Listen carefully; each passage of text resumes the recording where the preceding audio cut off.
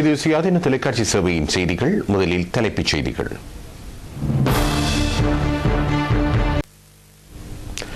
பொய் குற்றச்சாட்டுகளை சுமத்தி இலங்கையின் அமைதியை சீர்குலைக்க வேண்டாம் என ஐரோப்பிய வாழ் இலங்கையர்கள் ஒருமித்து குரல் கொடுத்துள்ளனர்.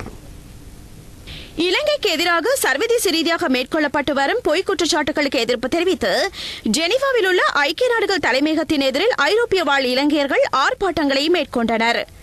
பயங்கரவாதம் அளிக்கப்பட்டு அபிவிருத்தி புரட்சி ஒன்று இலங்கையில் ஏற்பட்டுள்ள இவ்வேளையில் நாட்டை சீர்குலைப்பதற்கு சர்வதேசம் முயற்சிக்க கூடாது என ஆர்ப்பாட்டக்காரர்கள் ஒருமித்த குரலில் தெரிவித்தனர். சேனல் 4 மற்றும் தரிஷ்மன் அறிக்கைக்கு எதிர்ப்பு தெரிவித்து ஐரோப்பிய வாழ் இலங்கையர்கள் கைச்சாத்திட்ட 3 மனுக்களும் ஐக்கிய நாடுகள் சபைக்கு வழங்கப்பட்டது. ஐரோப்பாவில் பல்வேறு நாடுகளிலிருந்து ஜெனீவாவில் ஒன்று திரண்ட தாயகத்தை நேசிக்கும் இலங்கையர்கள் பதாதைகளை ஏந்திக் கொண்டு ஆர்ப்பாட்டத்தில் ஈடுபட்டனர்.